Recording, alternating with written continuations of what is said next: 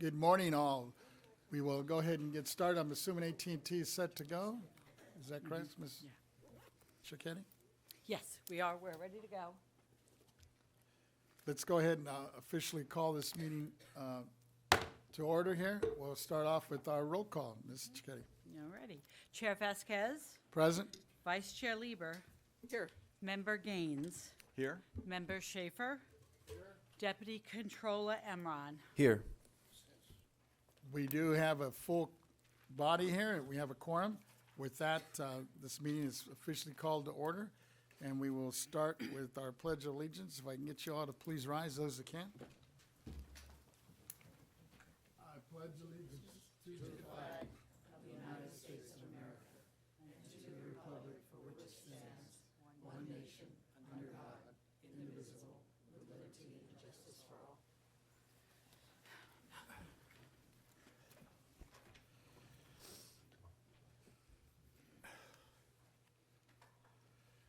With that, Mr. Cicchetti, let me just open up with some, I'd like to open up this meeting with a couple of quick remarks, and I'll turn to my colleagues and see if anybody else has any opening remarks.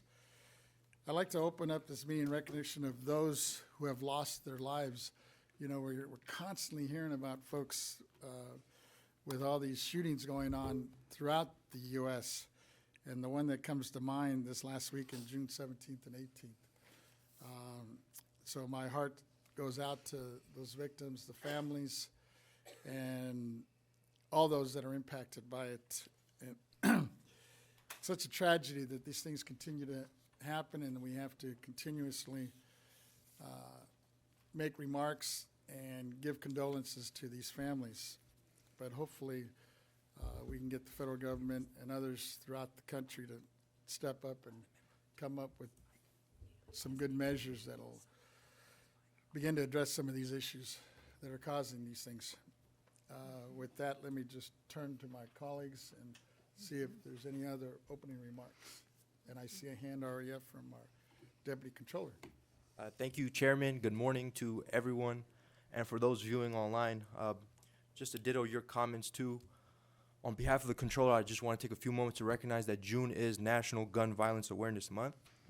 And in this last year alone, there have been 40,000 Americans who have had their lives cut short by guns, domestic violence, suicide, assaults and robberies, dozens of law enforcement officers who have been shot to death protecting their communities, and countless other survivors who will carry the pain and trauma for the rest of their lives.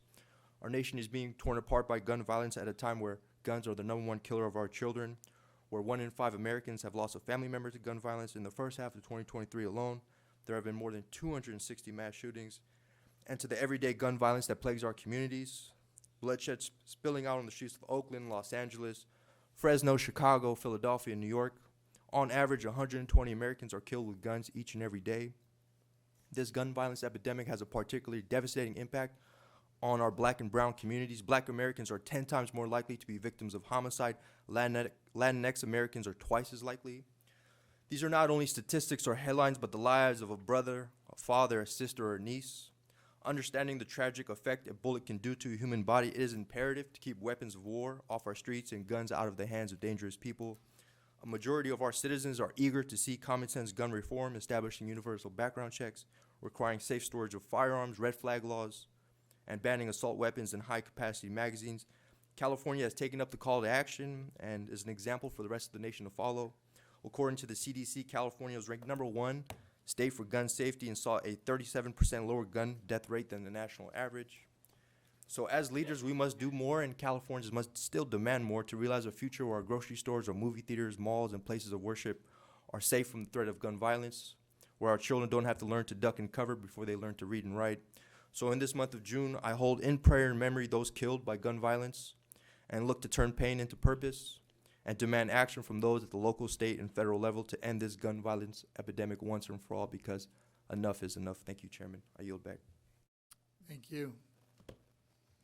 Member Schaefer. I just like to remember a birthday today, and today is the birthday of Helen Keller, who is an inspiration to all of us. She was a woman that was born blind and went on to many great things in her life.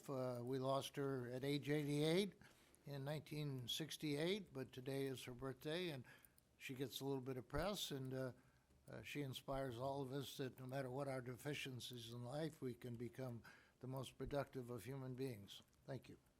Thank you. My Vice Chair, Ms. Lieber, go ahead. Thank you, Mr. Chair. Well, the comments that have been made by our members so far are very well taken. And I also wanted to recognize that this is Pride Month. And there have been really wonderful demonstrations of pride all over our state. And most recently, even in very small towns, people are showing up and making the diversity of California very apparent.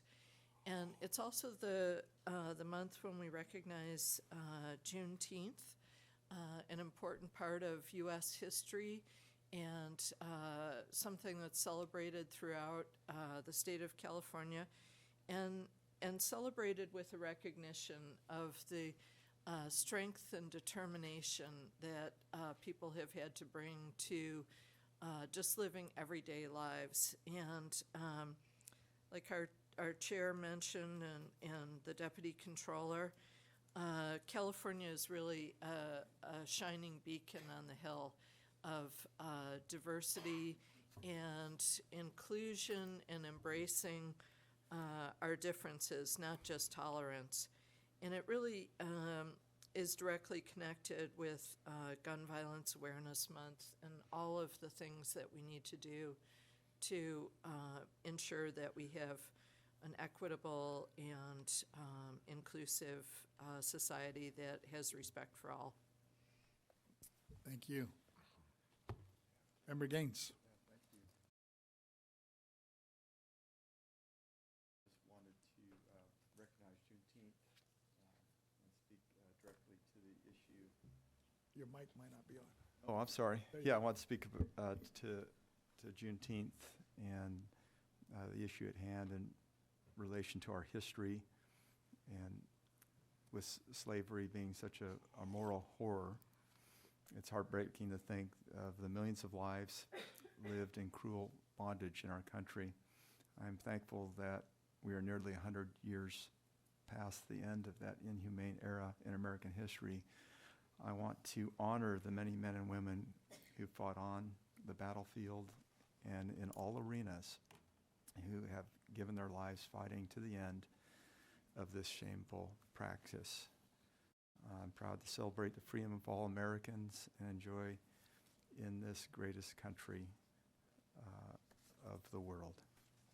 And then I'd also like to speak in reference to Gay Pride Month, and I'm thankful that people no longer need to live in the shadows.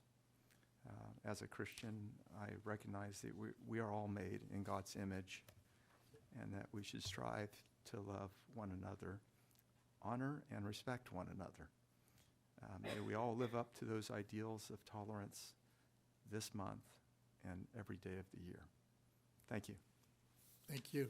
I Member would like Schaefer, to go se- ahead. I would like to second Member Gaines' remembrance of Pride Month. I applaud all the participation the cities, the states, all over the country are giving to it. Thank you. Thank you. Thank you all for your opening remarks. With that, let me turn it back to Ms. Cicchetti to call the first item of business. First, we're going to do some informational announcement, and then we'll Okay. get on to the agenda. So a reminder that this meeting is live streamed to the public and posted on the BoE YouTube channel. There is no hearing reported today. The transcript of this meeting will be created from the audio live stream. First, I'd like to remind the audience to silence their cell phones and any other wireless devices. Second, the public comment is taken on each item. The public will be invited to comment on the matters before the board. If there are any members of the public wishing to speak before the board on any agenda item in person, we ask that you complete and submit to the Sergeant of Arms a public comment appearance sheet located at the entrance of the auditorium. Please, if you wish to speak before the board via telephone, Please dial the phone number and access code provided on our public agenda notice and follow the instructions of the AT&T moderator. If you intend to make a public comment using the AT&T moderator, we recommend dialing into the meeting on the teleconference line before the beginning of the agenda item you wish to comment on. We recommend this as the audio broadcast on our website experiences a 1 to 3 minute delay between that and the live stream. When giving public comments, please limit your remarks to 3 minutes. This concludes the informational announcement. Thank you. The Go ahead. first agenda item, I apologize. The first item for today's meeting is item 1, public comment on matters not on the agenda. Persons who wish to address the State Board of Equalization regarding items not on the agenda may do so under this item on the agenda. Please note that the board cannot take action on these items not on the agenda. However, the board can schedule issues raised by the public for consideration at future meetings. When giving your public comments, please limit your remarks to 3 minutes.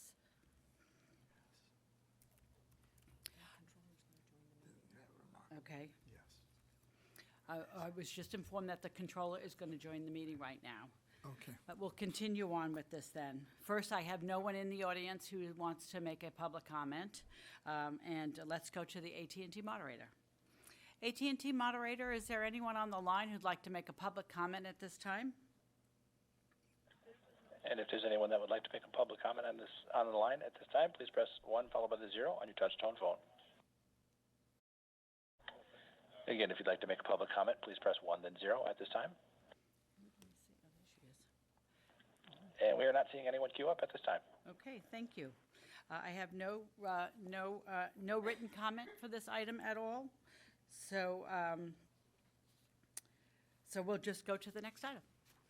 I was going to say, I see that Ms. Cohen is on. I don't know if we want to, okay, all righty. The next item on our agenda is item 2, tax program matters, property tax program, non-appearance matters, board role changes. Adopt changes of values of state assessed properties as recommended by staff, not subject to contribution disclosure statute. A, 2022 board roll state assessed property, 2018, 2019, 2020, 2021 board rolls of state assessed property. Mr. McCool will present these items for your consideration. These matters are constitutional functions. Thank you. Good morning, Chair Vasquez and all board members of the board. My name is Jack McCool, Chief of the State Assessed Properties Division.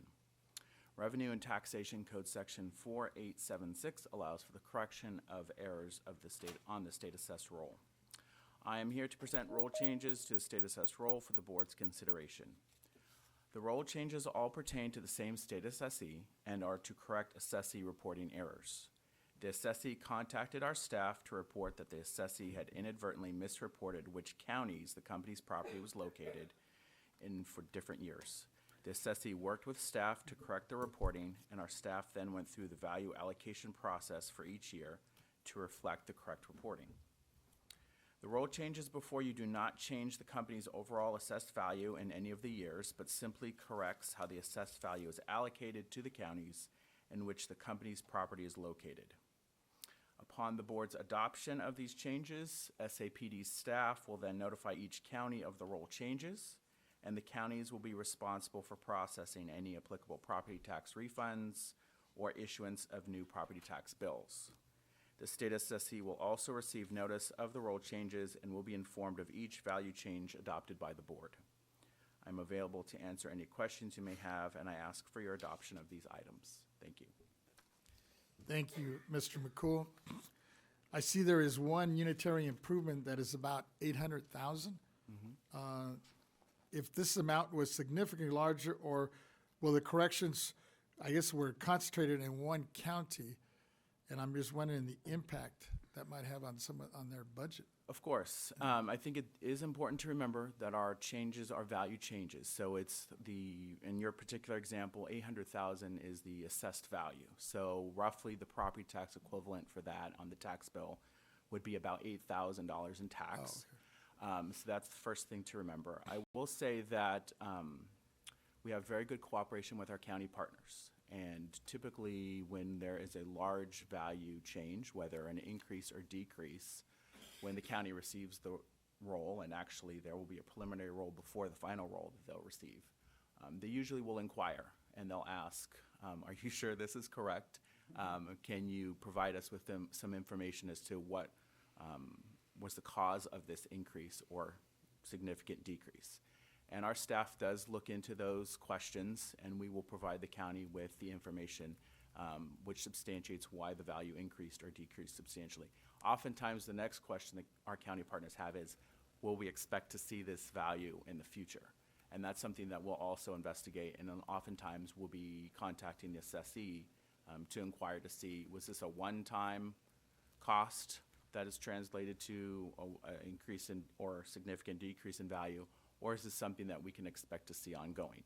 So we have a good cooperation with our assessee partners as well as our county partners whenever there's a significant increase or decrease. So we understand that it has a big impact on the counties, especially the smaller ones, and they want some assurances whether they can plan for this in their budgets going forward. So anytime there's a significant increase or decrease, we do typically hear from counties, especially if it's a smaller or medium-sized county, because of the direct impact on their county budgets. But yes, anytime we have a significant change, we will always make sure that there's a reason and provide the information the counties are looking for. And as you mentioned, I don't know what the size of this county, Sure. but now that you break it down that it's 8,000, I mean, for some of the large counties, I'm sure they probably had the reserves for that. Some of these smaller counties may not. Correct. Yes. I've been doing the role changes for over a decade, and I do not recall an instance where a county has contacted us to say that they can't meet it. So we've had some theoretical discussions about what if that were to happen. I think that we could figure out a method, and I think we'd be somewhat limited in our technology, but we could be creative to perhaps meter in a change. We'd probably need to consult our legal department on whether that's allowed statutorily, but we have had some of those conversations in the past that if we ever encountered a situation where the change is too large for a county to reasonably absorb, what sort of alternatives might we have? So we have discussed that, and thankfully that hasn't come to our attention before, but if it does, we would work with the county, and most likely would have to work with the assessee as well. Thank you. Of course. Before I open it up to my colleagues here, I just want to acknowledge that we do have our controller. I see her on the screen now. Good morning, Ms. Cohen. For those that are out there, especially those that may be listening, you're not able to see her on the screen, but she is on the screen with us today. Good morning. Thank you. Good morning, colleagues. I don't know if you had any comments on this or questions. Actually, I don't have very many comments. I just want to recognize Mr. McCool and his team that, annually pull this together. This is an important constitutional function that we as Board of Equalization members carry out. And, that's really the only comments that I have. All the documentation seems to be well-written and easy to understand. Thank you. Members, any questions or comments? Seeing none. I understand we do need a motion on this to approve this, right? That's correct. I'd like to entertain a motion to approve staff recommendation. I look at my vice chair, and I will. Second. We got a second from Member Gaines. Do we have, we don't have any written comment on this, do we? No, we have not received any written comment. Let me go to the AT&T Okay. moderator and see if there's anyone on the line. AT&T moderator, is there anyone on the line who'd like to make a public comment regarding this item? If you'd like to make a public comment regarding this item, please press 1 then 0 on your touch-tone phone at this time. Again, if you'd like to make a public comment, please press 1 then 0 at this time. And we are not showing anyone queuing up at this time. All righty, and we've not received anything in writing, so we can move forward. So we have the Vice Chair moved the staff recommendation, and it was seconded by Member Gaines. Okay, With that, Ms. Chiquetti, if you would please call the roll. sure. Chair Vasquez, Aye? Vice Chair Lieber, Aye. Member Gaines, Aye. Member Schaefer, Aye. Controller Cohen. Aye. So that's unanimous of all those present. Thank you, Mr. McCool. Thank you. Ms. Chiquetti, what's our next item? The next item. The next item on the agenda is item 3, Chief Counsel Matters, Proposed Revision of Property Tax Rule 192, Audit Selection. Staff requests authorization to commence the formal rulemaking process by publishing a proposed amendment to the Property Tax Rule 192, Audit Selection, to make Rule 192 consistent with Senate Bill 1498, which amended Section 468 to provide county assessors flexibility in meeting annual audit requirements. This item is being presented by Mr. Lynn. I think you said 468, and I think it's 469, right? All right, that is correct, 469. I apologize. Just for the record. Thank you. Okay. Welcome. Thank you. Thank you, Chairman Vasquez. Good morning, Chairman Vasquez and members of the board. My name is Lawrence Lynn. I'm a tax counsel here in the legal division. I'm here to request that the board vote to initiate the rulemaking process for the proposed amendments to Rule 192. This is titled Audit Selection. Let me provide you first with background information for this rule. So under existing property tax law, taxpayers with taxable personal property having a total cost of $100,000 or more self-report that property to the local county assessor on a form called a business property statement. To encourage the accurate and proper reporting of such property, RTC Section 469 requires county assessors to annually audit a certain number of taxpayers. This is termed a significant number of audits and varies by county. Our Property Tax Rule 192 provides guidance for these audits. So effective in 2019, Senate Bill 1498 amended Section 469 to provide county assessors with additional flexibility in meeting these audit requirements. So rather than conducting a certain number of audits each year, county assessors could complete 4 years' worth of required audits at any time, as long as it was within a set 4-year period. And the first set period began with the 2019 to 2020 fiscal year. So our proposed amendments to Property Tax Rule 192 would add similar language that was provided by SB 1498's amendments to Section 469. This would conform the BoE rule to the statute. And this proposed amendment will bring 192 in line with the RTC Section 469, and we request that the board grant our request to initiate the rulemaking process for the previously mentioned reasons. This concludes my presentation, and now I will be happy to answer any questions. Thank you, Mr. Lynn. Section 469 requires assessors to conduct a significant number of audits of taxpayers in their county who have filed business property statements with at least $400,000 worth of business property. What is considered a significant number, and how does this amendment impact that?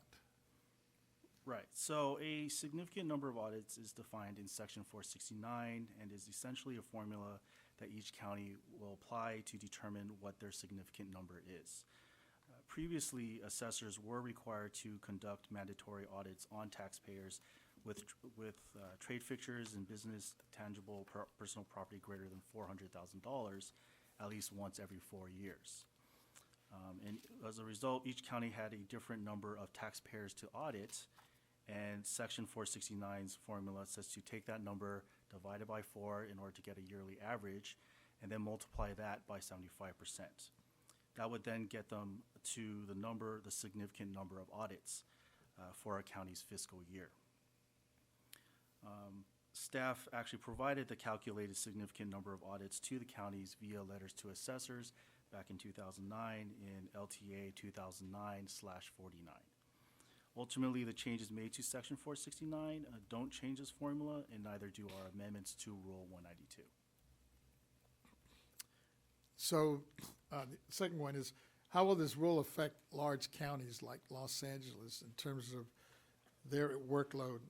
And I guess also the impact it might have on some of the smaller counties in terms of their resources. Yeah. Well, the changes made to Section 469 only change the timing requirements for the audits.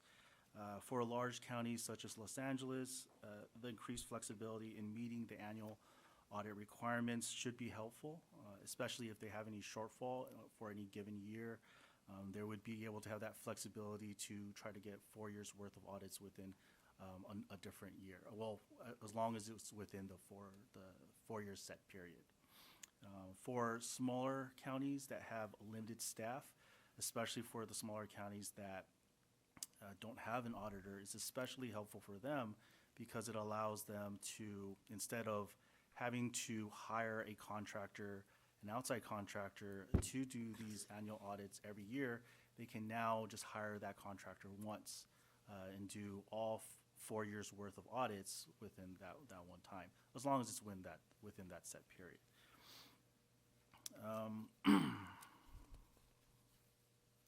Right, so then the rule change is so our regulations will then parallel the changes made to Section 469, so there isn't any confusion as to why our current rule is different from Section 469.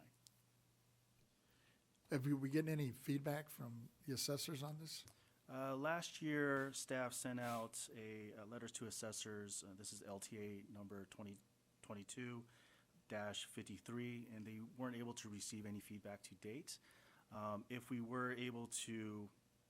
the honorable members approve of our request to initiate rulemaking, once the notice is published, the public will have 45 days to submit any written comments, and also we'll be having a public hearing in August of this year and during the board meeting, and they can bring the comments at that time in person if they wish.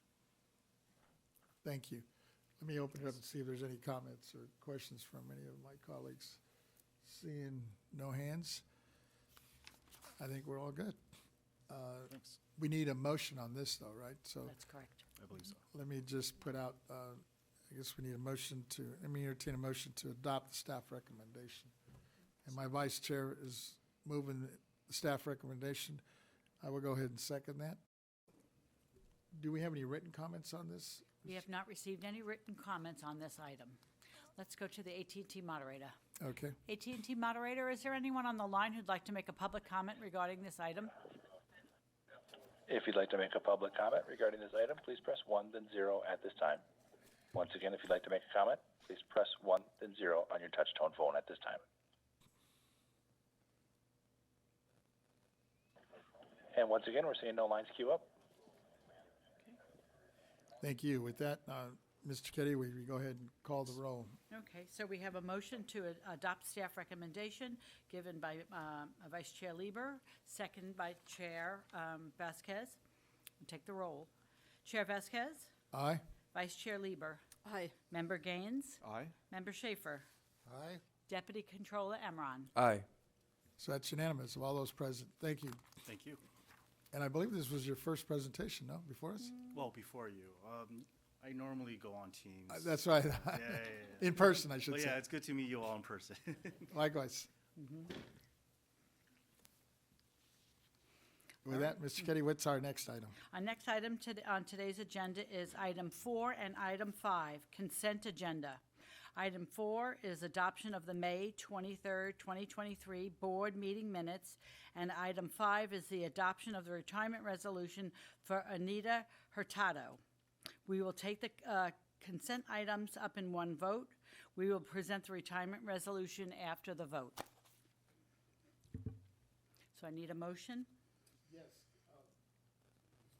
Members, do we have, this, first of all, on the minutes, do we have any? The minutes and the resolution for the consent agenda. So For the the consent. consent, yeah, it's all Oh, good. just going to be one item. One vote for Okay. both items. Mhm. All right, I'll go ahead and move it. It looks like Second. Member Yeah. Gaines will second that then. Okay, so I have a motion, well, let's go to the AT&T moderator.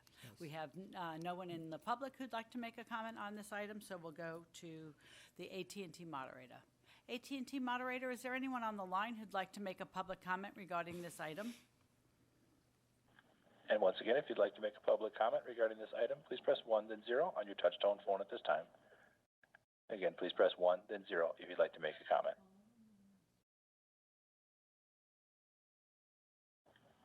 And once again, we are showing no lines queue up at this time. Okay, thank you. All right, we have a motion to adopt a consent calendar given by Chair Vasquez, second by Member Gaines. I'll call the roll. Chair Vasquez? Aye. Vice Chair Lieber? Aye. Member Gaines? Aye. Member Schaefer? Aye. Deputy Controller Emron? Aye. So that's unanimous, all those present. Okay. Now, we'll have a special presentation to celebrate the retirement of Miss Anita Hurtado, who is in the audience today. First, I will read the retirement resolution, then the board will present it to her for a photo. There you go. Please come forward. Welcome, come forward. All righty. Let me read the resolution honoring Anita Hurtado.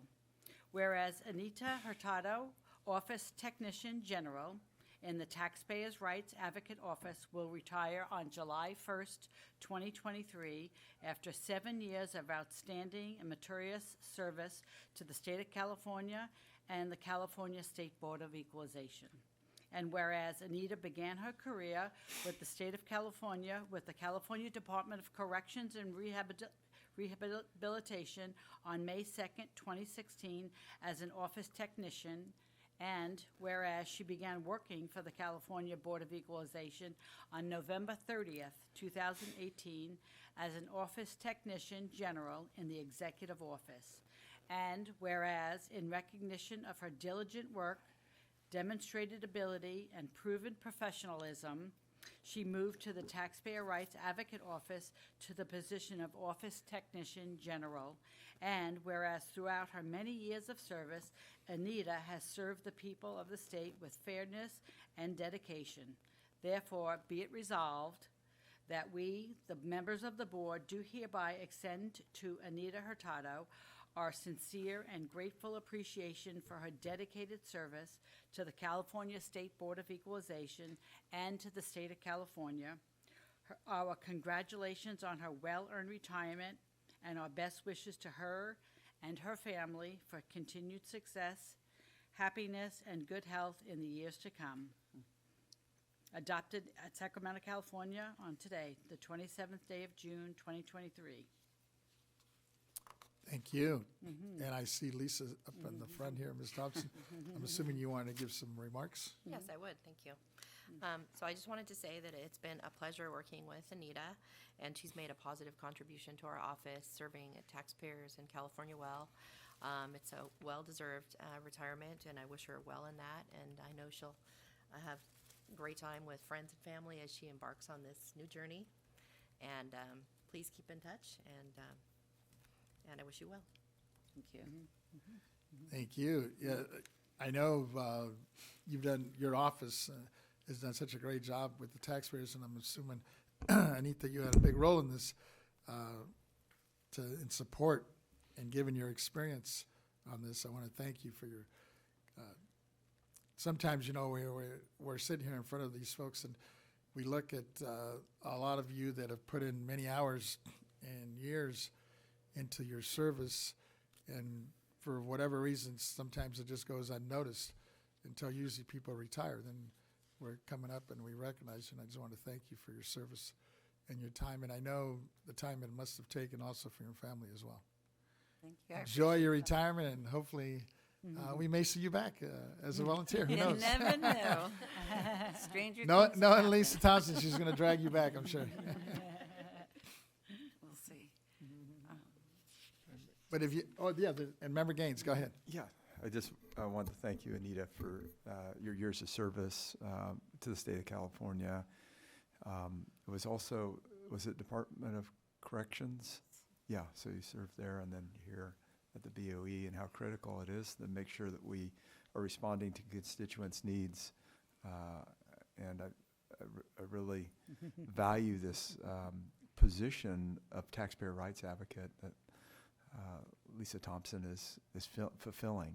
And so we thank you for your support, and I just hope you have a great retirement and appreciate the years of service. Thank you. Member Schaefer. I get a little envious whenever I greet somebody on retirement. I'm 85 and I haven't run into that yet. And, you know, it'll come someday, and enjoy it now that you can. Oh, also, Deputy Controller. Thank you, Chairman. Anita, I also want to wish you well in your retirement. I believe as public servants, we understand how much of a noble calling this is to help people when you get up every single day and are changing lives, you know. So I hope that in this moment and in your retirement that you're able to take some time to relax and vacation and travel and really, really get to enjoy the fruits of your labor. So I'm wishing you the best. Thank you. Those are my plans. Yeah, Vice Chair Lieber, go ahead. I just wanted to offer my congratulations as well to you for getting to this finish line and now being able to take on other goals that you have. So congrats. Thank you. I appreciate it. We'll give you an opportunity if you want to make any comments. It's up to you. Sure. Oh, and I see, maybe it looks like our executive director wants to jump in front of you first. I'm not used to sitting over here. Okay. Congratulations. We got to raise that chair for you. We don't want to do that. All right. Congratulations, Anita. Oh my God, thank you. You've been great. Did you guys notice she started in 2018? She is one of our individuals during our rebuild period. Oh, Thank you for coming at that time. You have made a major difference for the BoE in support of taxpayer rights advocates. Congratulations. And on a personal note, I'm going to miss those lemon bars. Thank you so much. Appreciate it. so I think we're going to take a little short Short little recess, get a recess. photo, Mhm. then Yeah. we'll reconvene. Yep. So we'll just take a few minutes here. Yep.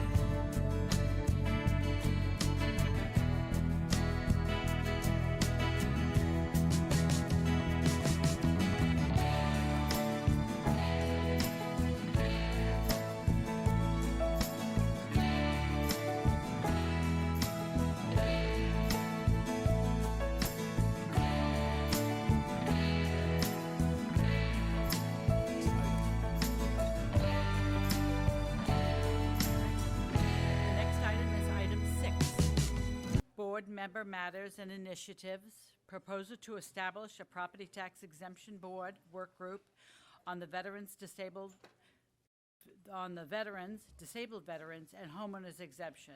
This is item number 6. In view of current issues regarding the veterans exemption, the disabled veterans exemption, and the homeowners exemption, the board's responsibility for the regulation and oversight of these exemptions, this proposal is to establish a board work group to convene in collaboration with the county assessors and other stakeholders starting on July 25th, 26th, 2023. Ms. Stowers has come forward, and this item is being presented by Mr. Vasquez. Thank you.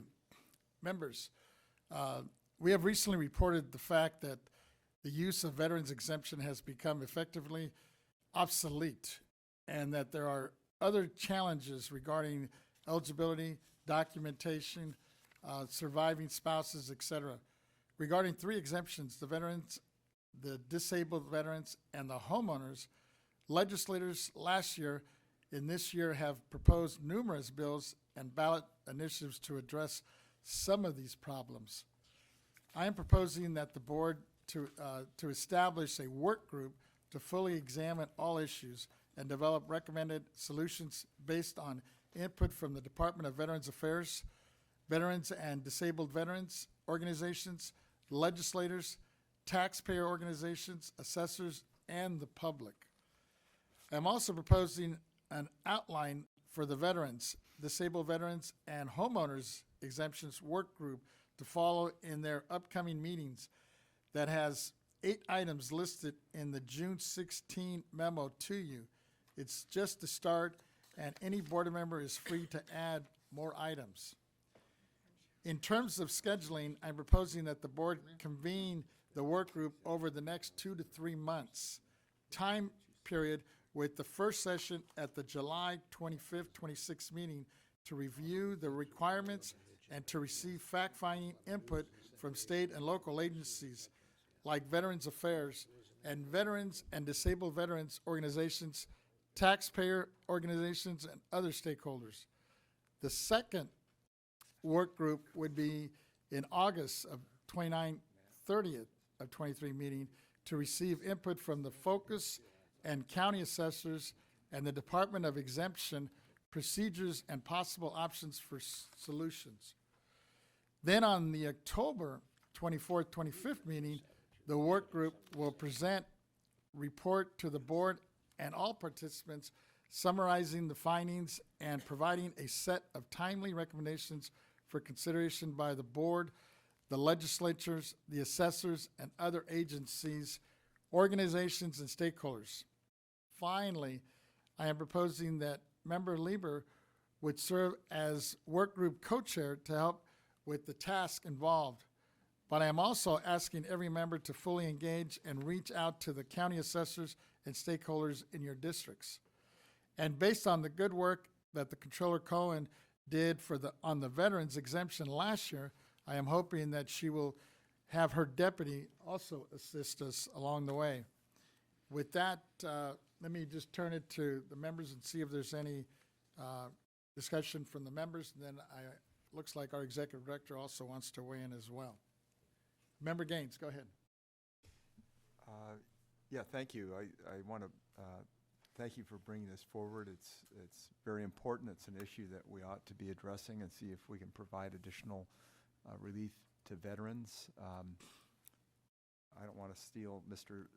Schaefer's thunder, but we are talking about coordinating an agenda, setting up an agenda for a community meeting in Member Schaefer's district, and wanted to talk about some of the housing-related issues. And you want to speak to it? Well, also, Mr. Schaefer? The LA Member Times did a beautiful article, or a horrible article, considering the news that they have 4,000 veterans that are homeless in Los Angeles, and some of them bounce around for about a year before they can find a place to rent because the forms to fill out, the deposits to put out are intolerable. We are a military town down in San Diego, where I'm from, and we have the similar problem. And Ted and I are going to be having a listening post where we can see what we can do from a public policy point of view with our city government, our county government, and our state government, and our federal government to ease some of the veterans' problems as to housing. And then I applaud Chair Vasquez for what he's doing to help us with tax exemptions. I don't think we can do enough for the veterans, and ever since I've been a little boy, I've been writing in parades and saluting the veterans and laying wreaths at cemeteries and letting the veterans know that we love them, we appreciate them, but now it comes time to touch their pocketbook and their housing, and we've got to stand up and be counted. Thank you. Thank you. If I could just, Oh, yes, go just ahead, add Larry. on to that, because what we want to do is just complement and work with what you're proposing. We thought we could bring the issue up because there's so much military in Yes. Member Schaefer's district that we can, kind of be a listening post and take some testimony and listen to what some of those issues are, and we'll report back to the board. I appreciate it. And then with my Vice Chair Lieber on this issue, covering the Bay Area, we can really turn this into a statewide measure. So it's definitely, we need all ears, and especially within our communities and our districts, because there's such, like you mentioned, down in the South, being a very, with Camp Pendleton and some of the issues that they have down in that area. Of course, in LA County is real big, and then up in the Bay Area. At the end of the day, hopefully we can come up with some good solutions and possibly some legislation that we could present to some of the members and see if those that haven't considered it to carry it. And I know we've had a lot of good support from at least one of the senators who's a vet in my area, Bob Archuleta. He's come before us, and he's always looking to come up with some creative ways to give them as much of a break, for their service. We've often, after they've served our country, we end up, many cities and counties, we forget about them. And, we forget about their needs, especially their health needs.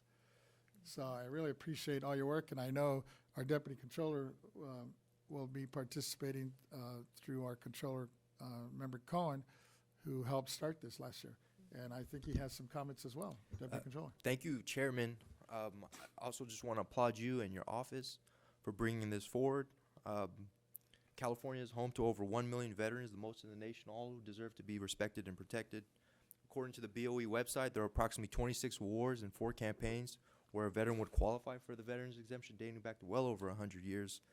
A work group like this is so important because throughout our history, the brave men and women of the United States military have laid down their lives to deliver to us as a nation. They fought for our independence, defended our democracy, and sacrificed for our freedom. Our service members have always had faith in our country and faith in us that we will be worthy of their sacrifice and reach the potential for all that we can be. And just as they have kept the ultimate faith to our country, to our democracy, we must keep the ultimate faith to them. To be there to support their families, the caregivers, the survivors of these heroes is a sacred obligation that extends beyond party lines, and it's a commitment to all veterans who call the Golden State home. So we must keep our promise to our veterans. So as we commence this work, we are reminded of a future where our heroes fought for a future grounded in freedom, democracy, equality, tolerance, opportunity, and justice, and to reflect our sacred and enduring vow to care for their families. So, Chairman, I'm very happy to support this on behalf of the Controller to ensure that these sacrifices were not in vain. And I'm looking forward to the work ahead and partnering with all these board members. Thank you. I yield back. Thank you. Let me turn it to my Vice Chair, because I know I put her as the co-chair, and we should hear some words from her as well. Well, I very much appreciate this item coming forward and am looking forward to the work involved. And I think that what I see in the report about it is very encouraging, because looking at it from a taxpayer perspective and seeing how easily or how much difficulty there is in applying the timelines that are involved are really critical. And so I'm very much looking forward to this process and to the product of it, which we could potentially put in legislation that would be sponsored by the BoE or similar. So thank you. Thank you. And let me turn it to our Executive Director. I know who wants to weigh in as well. Good morning. Good morning. We look forward to seeing the board's effort in this very important work group. I will work with agency staff to make sure they will be available to provide legal and technical assistance at the meeting if requested. As prescribed by the board's work group charter and governance policy, the meetings will be held adjacent to the already scheduled board meetings to efficiently and effectively utilize agency resources. That's all I have to say. Appreciate it. With that, I guess officially we need a motion to move this forward. And it looks like my vice chair is going to step up and move the item. And I will go ahead and second that.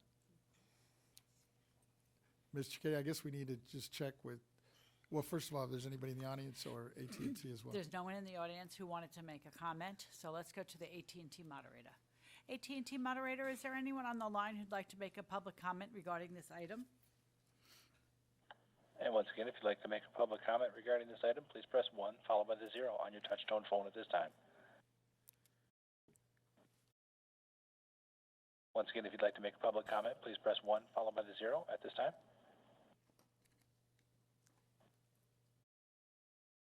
And we're showing no one in queue at this time. Thank you. Alrighty, so we have a motion to establish the property tax exemption board work group on the veterans, disabled veterans, and homeowners exemption. It was moved by Vice Chair Lieber and seconded by Chair Vasquez. I'll take the roll. Chair Vasquez? Aye. Vice Chair Lieber? Aye. Member Gaines? Aye. Member Schaefer? Aye. Deputy Controller Emron? Aye. So that's unanimous of all those present. Thank you all, and we're looking forward to bringing this back to you in July, or at least the beginnings of it. With that, Ms. Cicchetti, if we would get on to our next item. The next item on the agenda is item 7.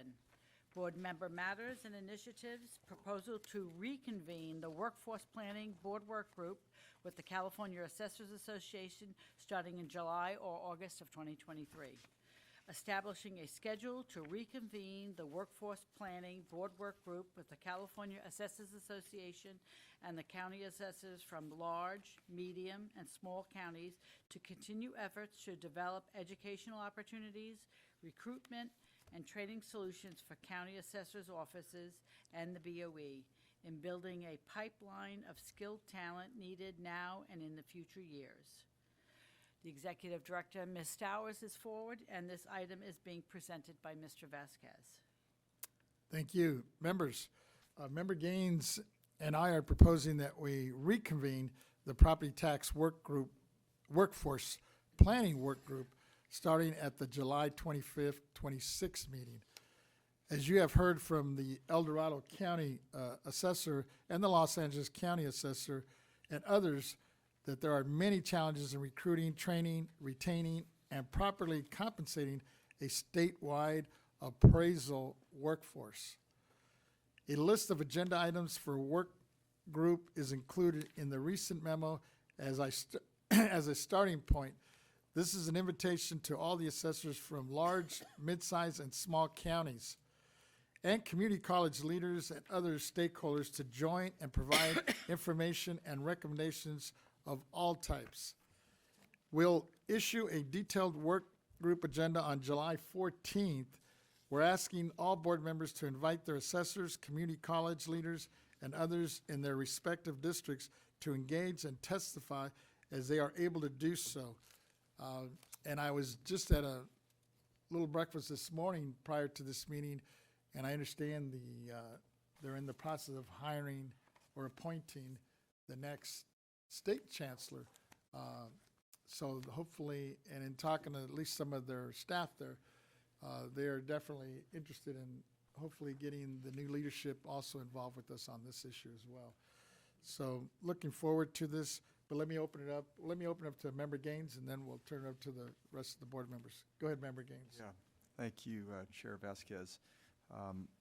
You know, if we reflect on how we operate as the Board of Equalization and the challenges that we've had in hiring skilled people for this agency, and we're, you know, a much bigger agency than just about any county in the state when it comes to having people that are familiar with property evaluation. It's taken us about 4 years, most of our first term, to get where we are. I want to recognize Lisa Renati for the great job she's done in making sure that those positions are filled. But we are experiencing they call it, is it a blue tsunami or a gray tsunami? But there's a lot of baby boomers that are retiring, and we are promoting within, which is I think what we should be doing. But we're also having to bring people from the outside and bring them in and get them trained. So imagine what it would be like for Alpine County or Sierra County that has a couple thousand people in the whole county. They're going to struggle, and we need to make sure that we provide the educational opportunities for folks that we already have. We want to keep educated the folks that we have statewide, but at the same time, we need to focus more on recruitment and the ability to reach out through our community college and college system to bring people in.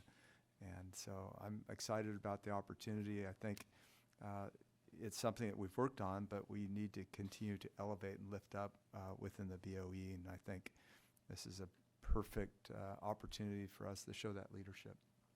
So thank you. Thank you. Members, let me open, our Deputy Chair. Cameron, go ahead. Thank you, Chairman. It sounds like it's going to be a busy summer. Yes. So the controller believes that home ownership is a fundamental aspect of the California dream and one of the most powerful contributors to building generational wealth for families and creating housing stability here in the Golden State. Millions of Californians rely on the equity of their homes to comfortably retire, put their children through college, and create financial prosperity for their families that can last generations. Unfortunately, for far too long, bias in home valuation, segregation, restrictive covenants, and redlining have limited the abilities of communities of color from taking full advantage of the benefits associated with home ownership, which has contributed to our already sprawling racial wealth gap. One example is in 1913, California passed the Alien Land Law, which barred Asian Americans and their children from owning land. Fast forward today, a legacy of inequities insists, in part because of the home appraisal system. Home appraisals are meant to be fair and objective estimates for the market value of one's home. However, in reality, this is often not the case for Black and brown families, who are twice as likely to have their homes undervalued than other homeowners, generating unjust and discriminatory outcomes. And because of their homes are undervalued, families of color often pay more for their mortgage, are less likely to get access to lines of credit, and receive less when they sell. So where do we go from here? A work group like this, and I applaud the chairman and his office for bringing this forward, and also Senator Gaines. Last year, the controller supported Assembly Bill 948 by Assemblymember Chris Holden, the Fair Appraisal Act, which is a law that requires anti-bias training for appraisers. And when it comes to the appraisal workforce, only 5% of home appraisals are people of color. So it is vital to build and expand training pipelines for underrepresented groups to ensure that the people who conduct home appraisals are reflective of the communities they serve. Also, to find meaningful solutions to the experience, education, and examination requirements for appraisers so that those who choose to become professionals in this field are given an impartial chance to live out their career choice. So taken together, these are important steps towards a more just and equitable home valuation system. The controller believes that every Californian should be able to live out their dreams of owning a home, and our administration will work to advance equity and root out racial and ethnic bias so that all Californians are treated just and honorably in the home appraisal process. So once again, Chairman, I want to applaud you, Senator Gaines. Really looking forward to getting this underway. Thank you. I yield back. Thank you, and you're right. This is going to be a busy summer. Unlike the legislators, we don't take a summer break. Yes, Vice Chair Lever, go ahead. Thank you, Mr. Chair. I just wanted to comment that this is a very important item, and I'm looking forward to the product of it. And I think we, in my district, most of my district, we have kind of an opposite issue to Mr. Gaines' district, in that it's critically important that educational opportunities be flexible, because with the rents that potential workers are paying in our district, they really need to continue to work while they get additional training. And it's equally difficult to hire in the majority of my district, and for opposite reasons. But I think that this is a very needed process, and I'm looking forward to the product of it. Thank you. Were you looking to weigh in too, or you're good? Yes, I'm talkative today. Go ahead, Executive Director. Thank go ahead. you, Chairman Vasquez, for this opportunity to speak. I just wanted to note, in your earlier memo, you requested that I be available to report out at your July work group to discuss the BOE's efforts on the 4 items in that comprehensive outline. I'm just confirming that I will be available and I will have a detailed presentation at the July meeting. I also wanted to note that I do support the work group's agenda items to receive input at the meeting regarding the original goals and priorities that was adopted in 2020. I think this is very important to take a look at those goals and priorities since a lot have changed since then. Back then, when we had the work group, we were looking at split roll and Prop 19. And that split roll was really going to put a drain on our workforce. But as you know, split roll failed, but Prop 19 did pass. So I do believe that taking a new look at your goals and priorities, and also we have new assessors on board, so they may have a different perspective. We have a new member on board. We have different priorities, high cost of living. I say it a third time, high cost of living. So this should be very interesting to get this fresh input. What else here? And that's what I wanted to say, that I just look forward to this work group. And again, staff will be available to provide legal and technical assistance if requested. Appreciate it. Looking forward to it. Seeing no other comments or questions, I guess we officially need to make a motion to move this forward. I see Member Gaines stepping up. Go ahead. Yes, it's been moved by Member Gaines and second by Member Schaefer. So We don't have any written comments on this. We've not received Well, any let's written check with comments on AT&T. this item, and no one is in the audience who'd like to make a public comment. Let's go out to the AT&T moderator. AT&T moderator, is there anyone on the line who'd like to make a public comment regarding this item? Thank you. And once again, if you'd like to make a public comment regarding this item on the phone, please press 1 followed by the 0 at this time. Again, if you'd like to make a public comment regarding this item, please press 1 then 0 at this time. And we're not showing any lines queuing up at this time. Alrighty, thank you. So I have a motion to reconvene the Property Tax Workforce Planning Board Work Group. The motion was issued by Mr. Gaines and seconded by Mr. Schaefer. I'm going to take roll. Chair Vasquez. Aye. Vice Chair Lieber. Aye. Member Gaines. Aye. Member Schaefer. Aye. Deputy Controller Amaron. Aye. So that's unanimous of all those present. Thank you all. With that, Ms. Chiquetti, you move on to our next item. Our next item on the agenda is item number 8, Board Member Matters and Initiative, Specialized Unit within the State Board of Equalization's Legal Department to support and address the needs of small and mid-sized county assessor offices. Board's discussion and possible action related to directing the Executive Director to provide the Board recommendations about establishing a specialized unit within the legal department to ensure legal matters elevated by small and mid-sized county assessor offices are handled expeditiously. Ms. Stowers is present here, and this item is being presented by Ms. Cohen. Is Ms. Cohen on the line, or are you going to handle that? I'll be presenting on her behalf today. Okay. Deputy Controller, go ahead. Thank you, Chairman. So I'm really excited today on behalf of Controller Cohen to present to you a proposal for the creation of a specialized unit within the Board of Equalization's legal office to support and address the needs of small and mid-sized counties.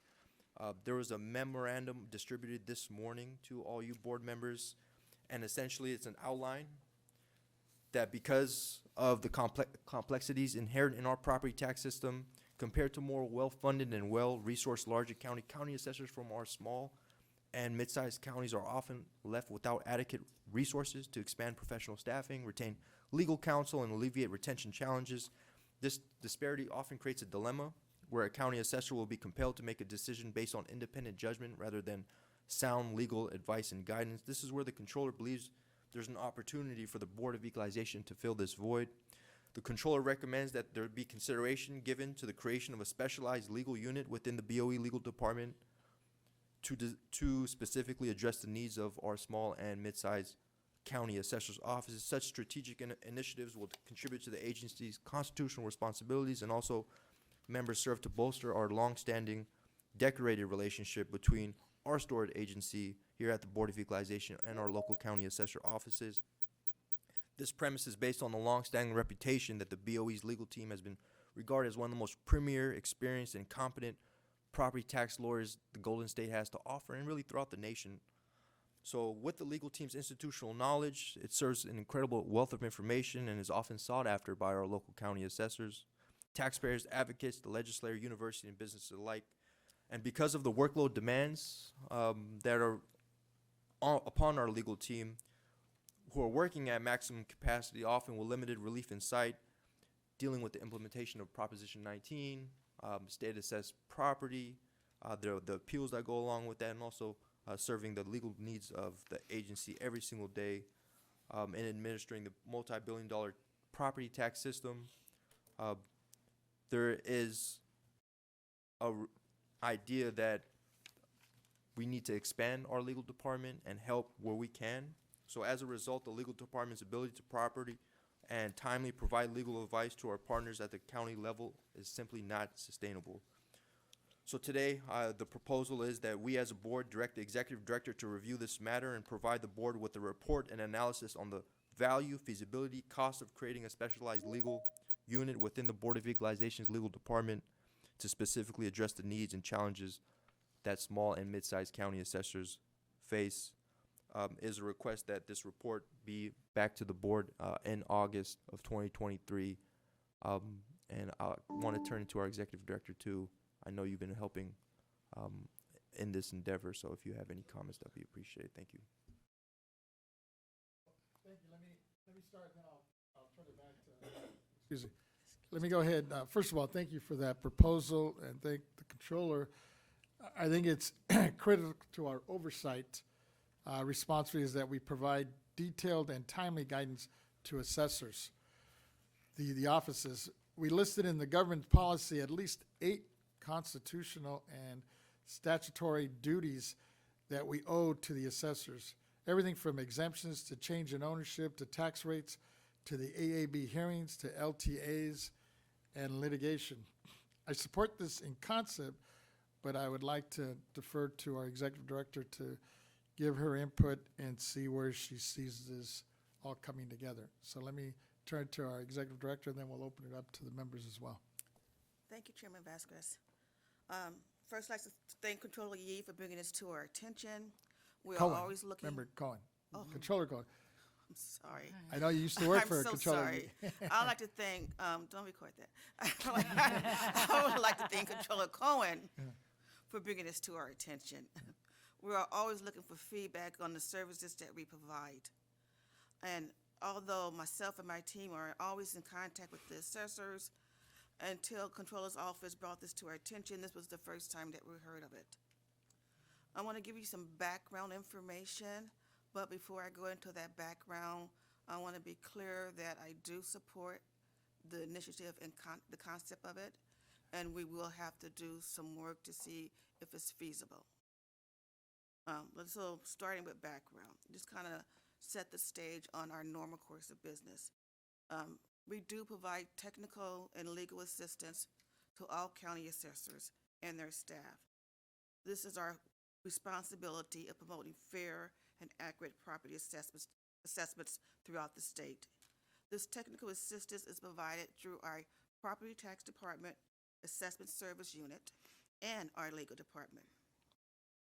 Within the County Assessed Property Division of the Property Tax Department, there's Assessment Service Unit. This unit of experienced property tax appraisers respond to inquiries from the assessors, legislative office, taxpayers, and stakeholders as part of their regular work. To date, in the current fiscal year, the Assessment Service Unit have responded to over 10,300 requests for technical advice received from government entities, the vast majority of which are from the assessor's offices. They have also received and responded to 4,000 written inquiries and 6,000 inquiries made by phone. want to be clear that, we have two arms of supporting our mission. Then we have our legal department. The legal department, our attorneys, they do provide a great deal of services to everyone, to the board, rulemaking, appeals, and legal opinions to the assessor's offices. Over the past 12 months, the legal department received 20 legal opinions requests from the county assessor's offices. Requests from the county assessors are priority workload for us. The assigned attorney starts the project immediately upon the county assessor contacting the legal department, or within 48 hours if the contact was over the weekend or a holiday. However, due to the complexity of the legal opinions, the need to get additional information from the assessors, research and review of past advice, the time to complete such assignments can vary greatly. Generally, most assessors' inquiries are completed within 90 days, and that includes the time to document the factual background, complete the research and legal analysis, and come to the conclusion. Our current inventory of requested legal opinions from county assessors is 7. The requests are in various stages of completion, and they are 30 to 60 days old. For the other 13 legal opinions that we received in the past 12 months, it took 60 to 90 days to complete. Members, as you can see, the BoE is currently providing extensive and timely technical and legal assistance to the 58 county assessors, whether they're large, medium, or small, as part of our regular daily workload. And I must admit, as I was preparing for this meeting, I received a couple of emails from county assessors. Just when they do it often, they blind CC and just compliment the great work the staff is doing and thanking us for our timely and efficient services. And I'm so grateful that the assessors provide me with that feedback. But that being said, there's always room for improvement. And we recognize that. As a matter of fact, me and my team have already been looking at ways to make improvements to our services, whether it was in the property tax department or the legal tax department. So I am willing to incorporate the idea of having a special unit for the county assessors and the legal department, along with our current evaluation on how to improve our services. I also would like to continue to reach out to the county assessors and the assessors directly and see and get more feedback from them on where they see gaps, if any.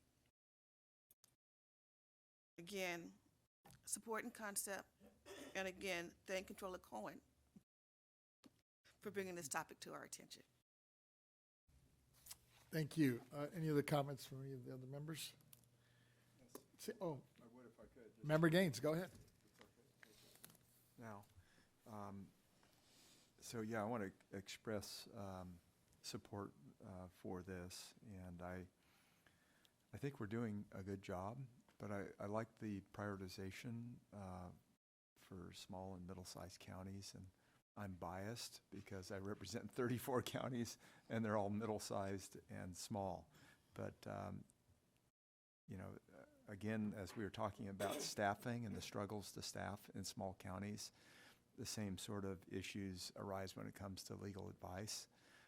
If I understand what you had said correctly, did you say that there were 7 of the 20 legal questions? 7 are still outstanding, but we're working on Okay, them. But okay. they're extremely complex. You know, they wouldn't ask for a legal opinion. Yes. If there was that. So, but we are, and the way the team works, and I'm really proud of this, it's a shared workload. We're not relying on just one. Yes. We share that workload, and it's really important to share it because what did we learn when we had all those retirements in 2018, 2019? All that wealth and knowledge walked out the door. Yeah. And so by sharing the workload, we're constantly training. That's good. And it's a good way to grow. Yeah, we've had to rebuild the legal department. I mean, it was, we had a few folks that helped us at the beginning, and we appreciate that. But I think we've pretty much gotten up to speed, haven't we, in terms of staffing? We're there. There's always room for improvement. I'm not gonna say that it's 100%, but it's pretty good. I'm proud of them. I'm very proud of them.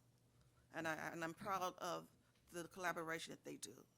Okay, thank you. And Associate how they Director. reach out to each other, how they cross-review each other's work, and how they're in constant communication with the assessors. Wonderful. Yeah. Yeah, so I'll be awaiting a review on your part, and I think then it comes back to the board, doesn't it? Yes. Wonderful, thank you. Vice Chair Lieber, and then we'll go to Member Schaefer. Thank you. Well, excuse me, in reviewing this item, been really struck by the experience that I've had in meeting with my assessors, and a large part of my district is also rural, and counties that are really not staffed up to deal with complex matters. And all of them have been able to name specific BOE staff that they love working with.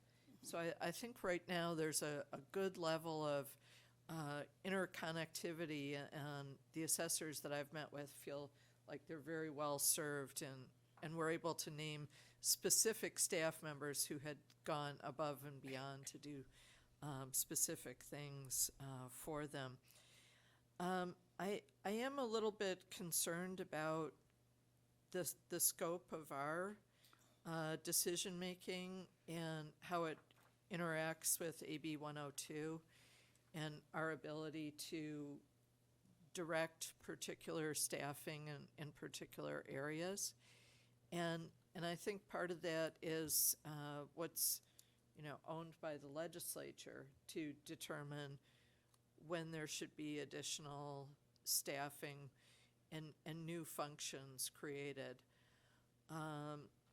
So that's kind of the thoughts that I have right now. I very much appreciate the memo that we were given this morning, and I'd like to have some time to absorb that and really understand the impact of this. Would this type of a proposal supplant staffing that the county would otherwise engage in? And how mechanically would this work, since we're actually clearing the cases that we have right now? It sounds like there's a large volume of cases coming in the door, and they're all being cleared.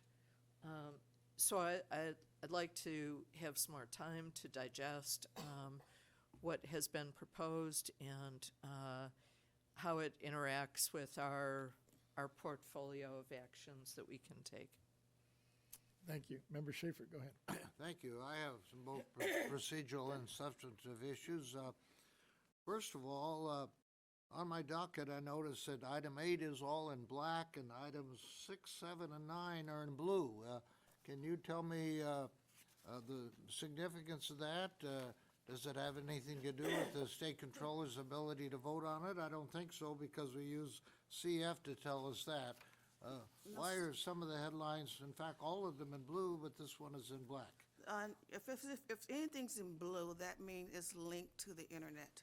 If you see blue font, if you click on that, you would get to the source document. There's a link there. Blue indicates a link to the website. I see. There's a memorandum. And then There's the a black, memorandum. there is no link. That means that the memorandum was not available at the time that Yeah. the, And then I have one other question. The Schaefer memorandum, which is the next item, is 2 pages, all done on 1 page. And Ms. Cohen's memorandum here is 3 pages, could all be done on 1 page if you just use front and back. I think that's, first of all, I think we're not talking about your item yet, Yeah, but I because- think Controller Cohen's memo is up to the author of the memo on whether they want something to be 2 pages or 4 pages. They have that ability.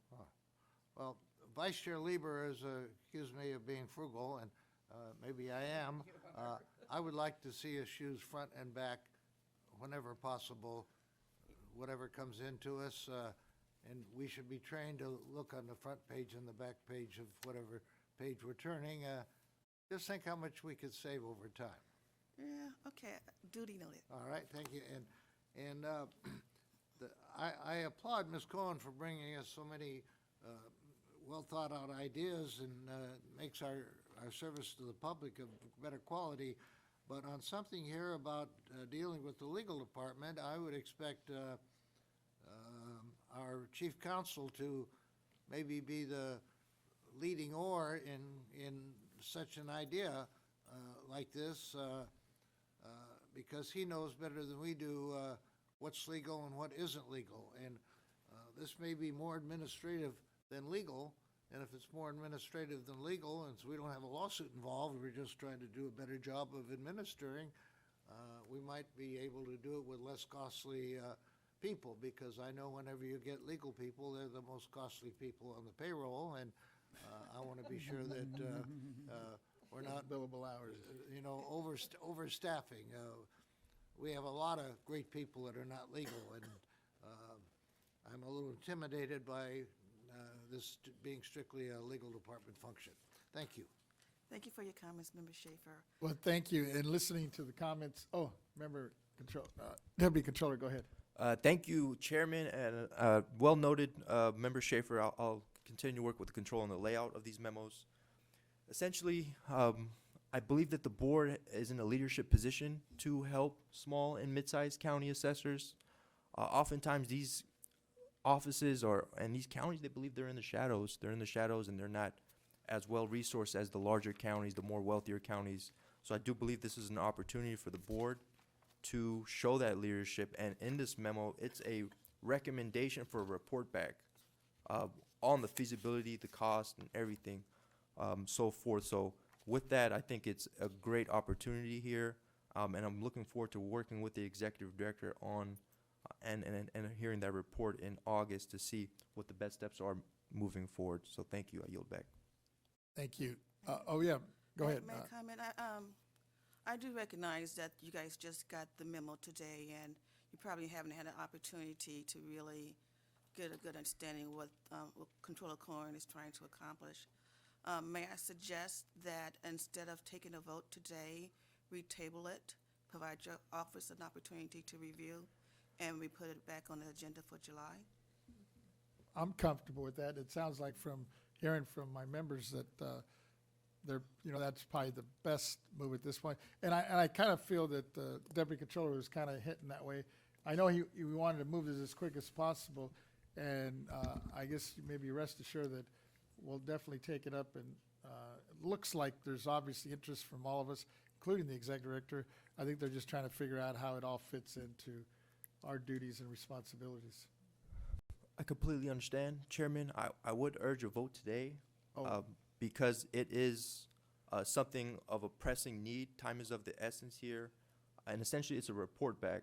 I'm not asking for to hire their attorneys tomorrow or the day after, but have the executive director in 60 days come report back on what the cost of this would be, the feasibility, the value of it, the value add. And at that point in August, we can all decide as a board the best path forward. So I do would urge a vote today on behalf of the control. I think she would like to see this proposal accepted today if the board members have the appetite for it. Thank you. Vice Chair Liebert. Well, I think that if we bring it back in July and we're able to get a better sense of it and part of an answer, and in particular, for me, the jurisdictional questions are really essential,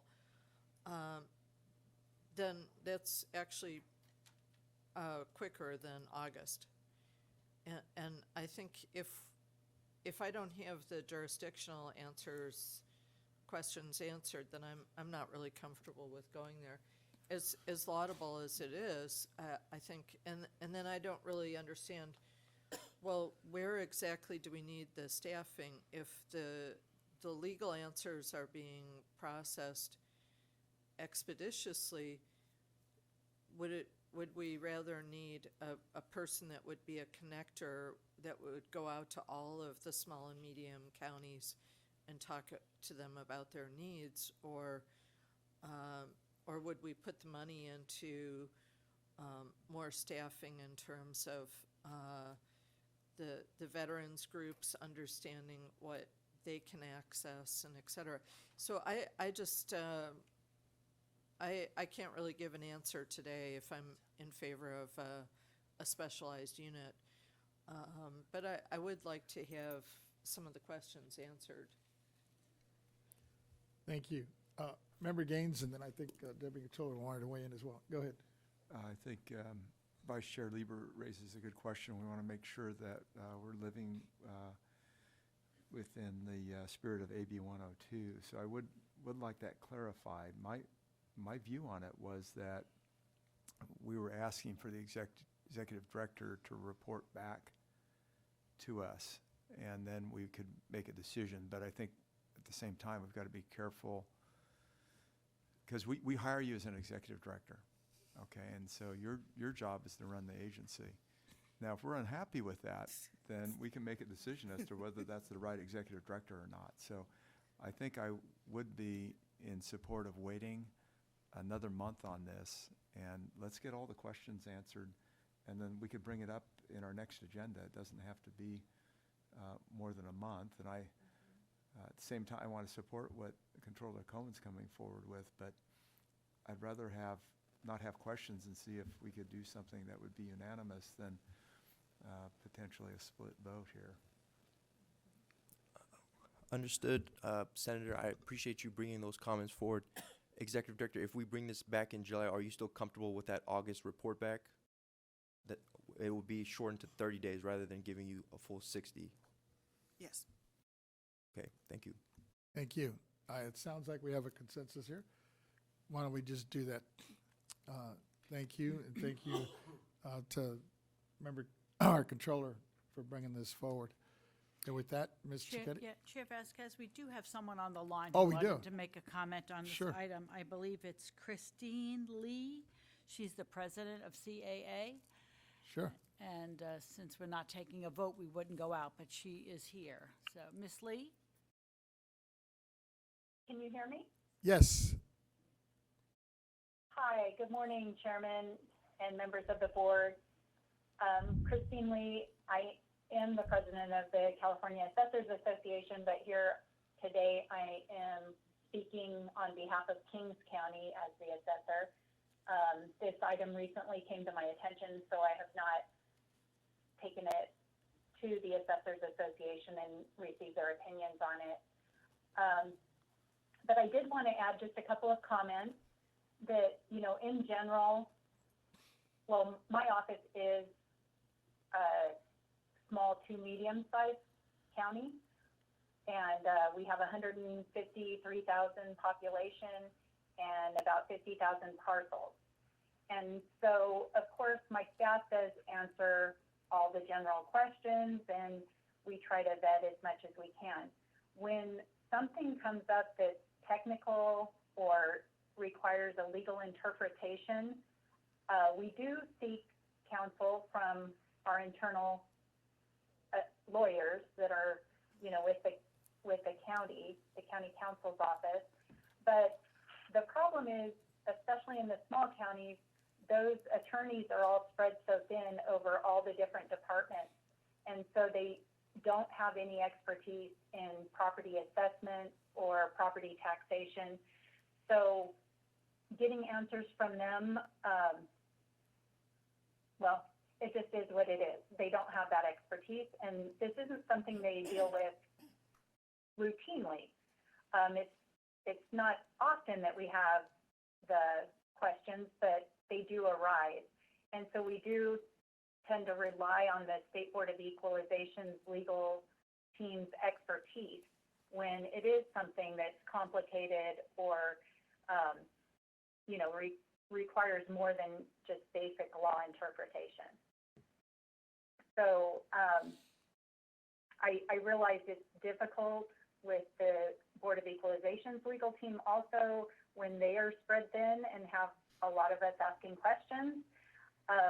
But I would ensure that it's just the most critical questions that would be sent their way.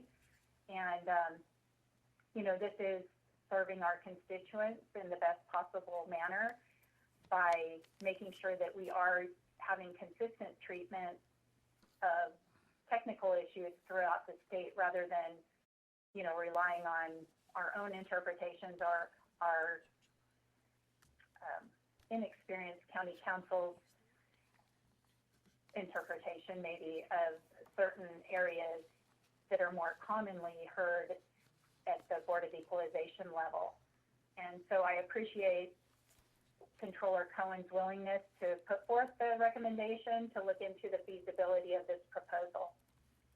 Thank you very much. Thank you for your comments. Was there anybody else on the line that we have? I believe, you still on the line? Yes, I am. Member Gaines, I think, has a question or comment. Yeah, thank you for your comments, Kristen. I'm wondering, by the time we have our next meeting, would this be reviewed by the California Assessors Association? Would we have more information from the body? The next scheduled meeting is actually in August of the California Assessors Association, but I could send out an email to the members and see what feedback we get that way. Okay. That would be helpful, at least for me, I think for the whole board, in terms of getting a temperature from them. So thank you, Assessor Lee. I appreciate it. Thank you. Thank you. There wasn't anybody else on the line, was there? I could go out to the AT&T moderator if Sure. you'd like. AT&T moderator, is there anyone on the line who'd like to make a public comment regarding this item? Thank you. If you'd like to make a public comment regarding this item, please press 1 followed by the 0 at this time. Again, if you'd like to make a comment at this time, please press 1 followed by the 0.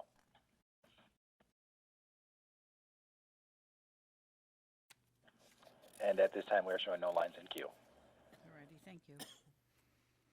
I'm just going to note for the record that there's a consensus of the board to postpone this item until the July agenda.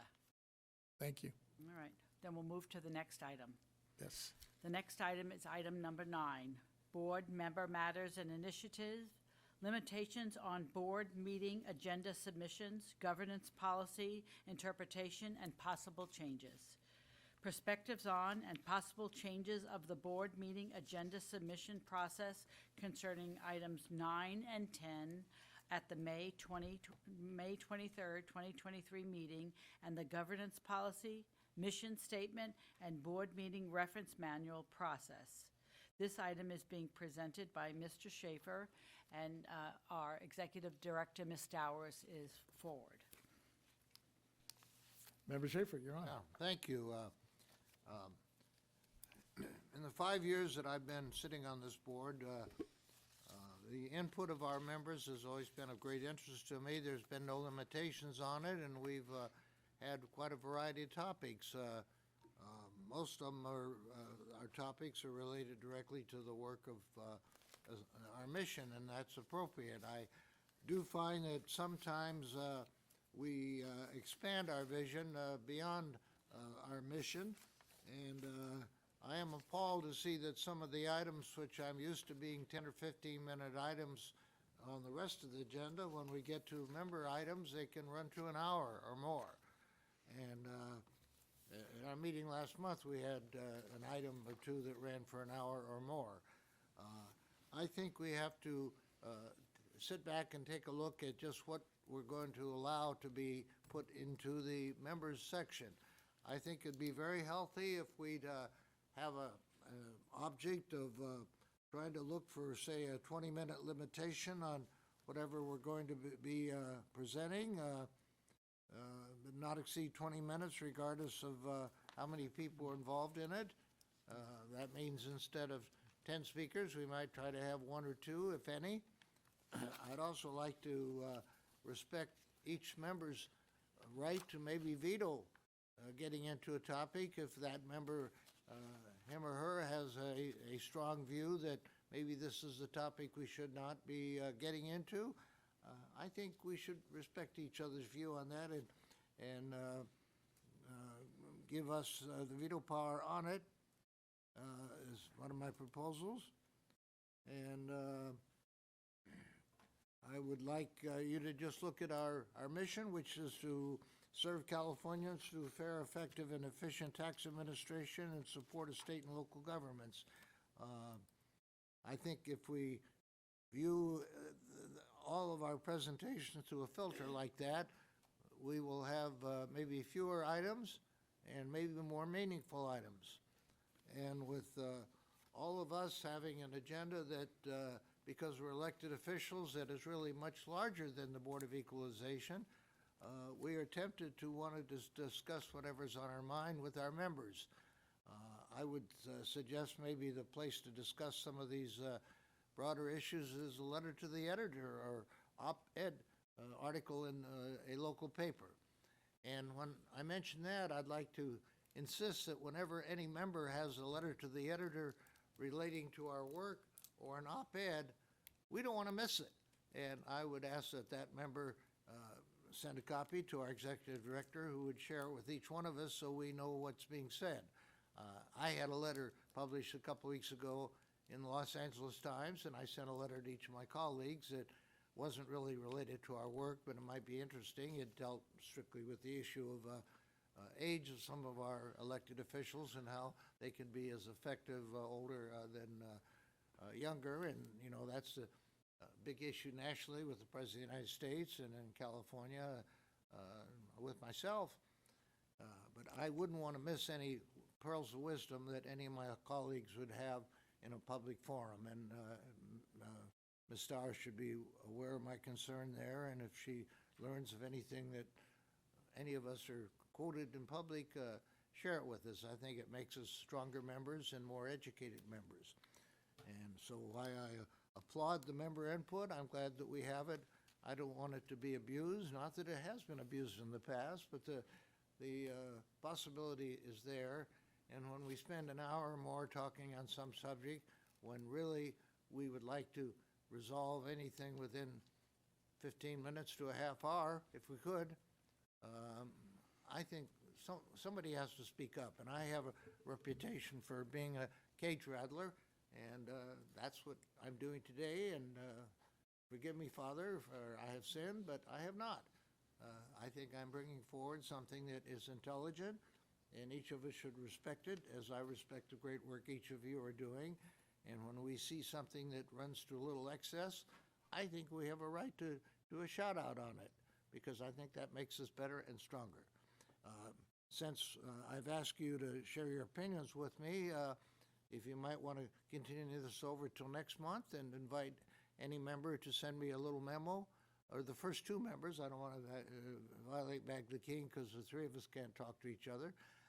The first two of you that, or the first one of you that might send me something, I would file a little amendment to it so that we could all have the benefit of the conversation. I think it's important that we have dialogues whenever we can, and I just feel that nobody has ever spoken out before on the members section of our docket, and that's what I'm doing, and you should thank me for it. Thank you. May I? Sure. Go ahead, Executive Director. I will be brief. As this issue or issues pertains to the board's governance policy that was adopted January 2021 and amended November 2nd, 2022, it's really up to the board to decide on this matter. However, Mr. Nanjo is available to answer any legal questions that the board may have. Thank you. Member Gaines. I want to thank Member Schaefer for bringing this forward, and I think maybe the right approach is to take a look at our governance policy and see if we need to make any adjustments. But I've always been of the understanding that issues that we bring forward to this board are falling within the realm of our duties as members of the BoE. And so I'd love to hear our legal counsel with respect to that. In terms of the time issue, I really don't have an issue with time on, certainly when it comes to testimony from the public and interested parties. I think that's valuable. As elected officials in other positions, we understand how long it can take to get through public testimony, sometimes hours late into the night. But I kind of, my view is I see that as part of our duty. And I I would want to make sure that we are being comprehensive in these hearings. So if we have a hearing, I want to make sure that we're hearing from every party. And I know that I really feel like that's our responsibility. But sometimes maybe some of that testimony it might be boring, but we're called to do that as elected. So that's just my perspective. And if you, Member Schaefer, you think things are going too long on any particular issue, you've got the right and the ability to bring that up in future hearings. But I guess this is one situation where I'd rather see more than less when it comes to public input. Thank you. Thank you.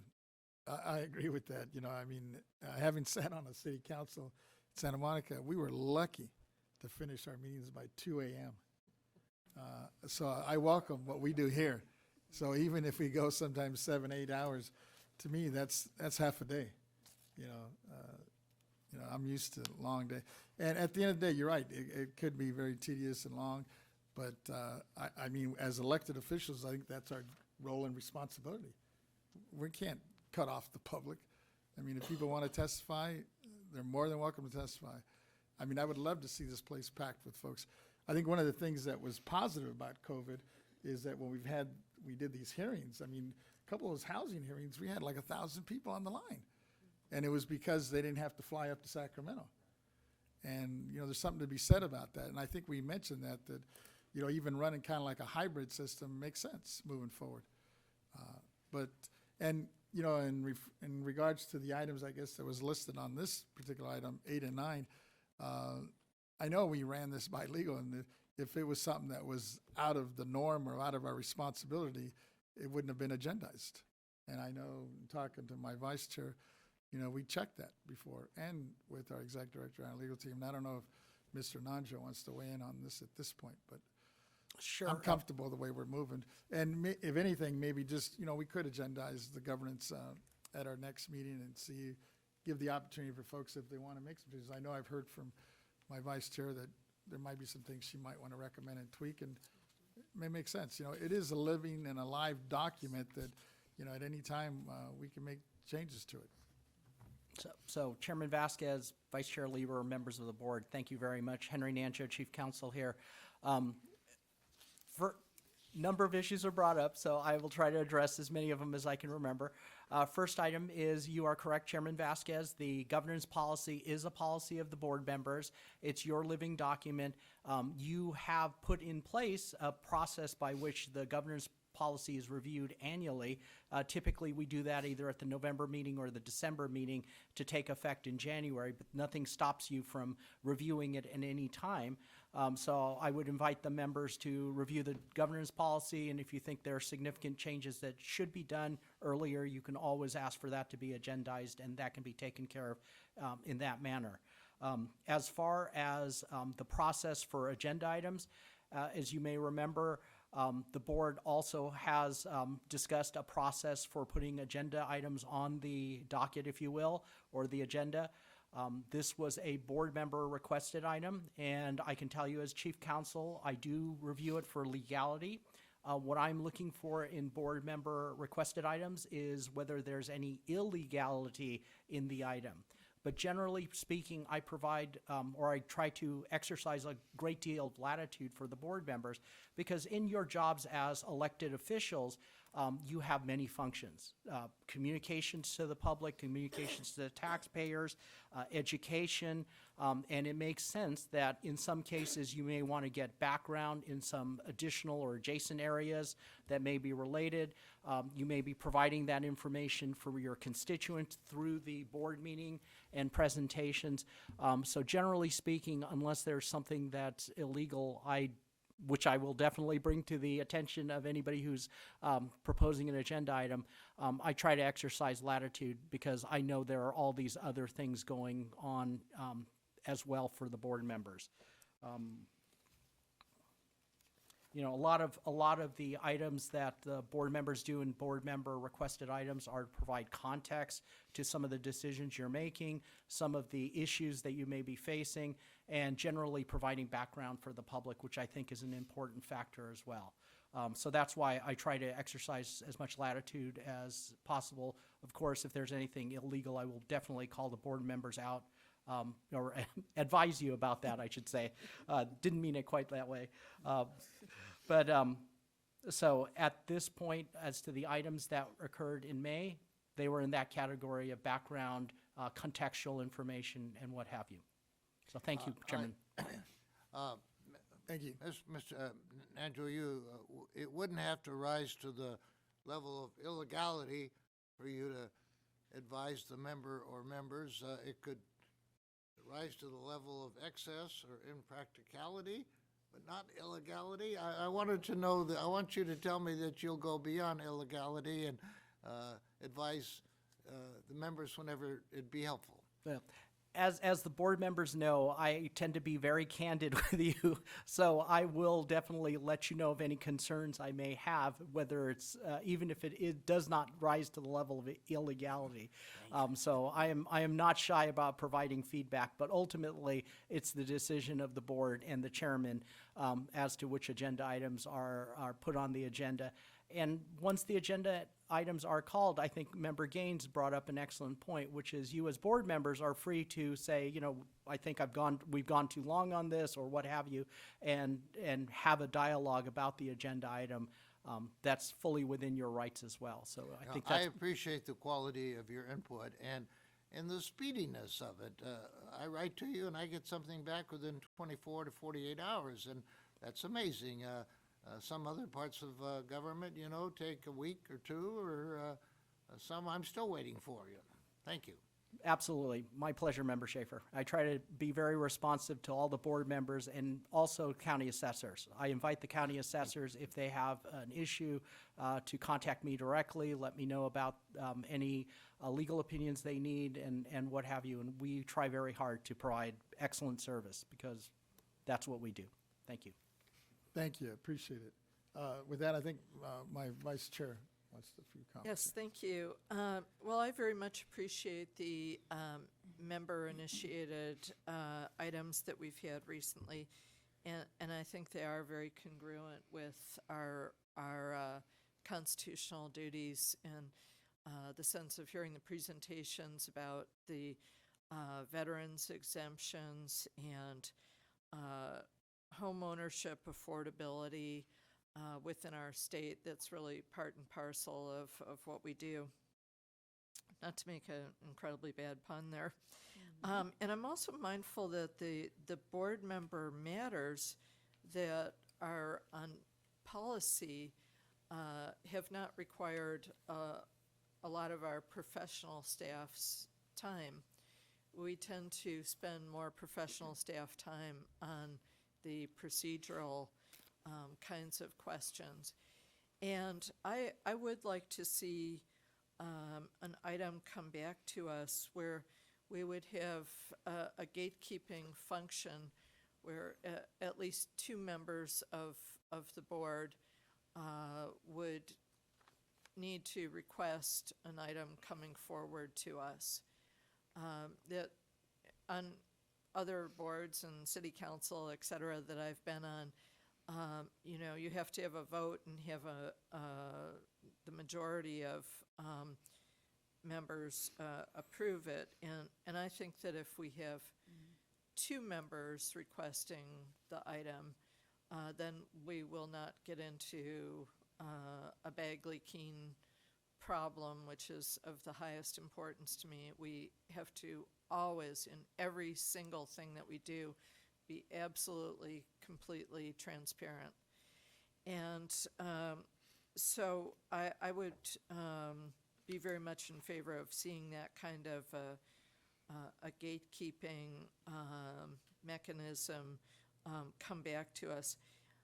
I do want to ensure that we keep the board member matters where they are on the agenda, so that there's the maximum amount of participation, and that we keep the reports towards the end of the agenda. But maybe there could be a small item at the end of every agenda where a board member could say, I'd really like to have a report on X, Y, or Z, and be able to see if, and there should be one other colleague that agrees that it's a matter that should end up on the agenda. And I think that'll help to make these the most effective meetings and the effective use of staff and work possible.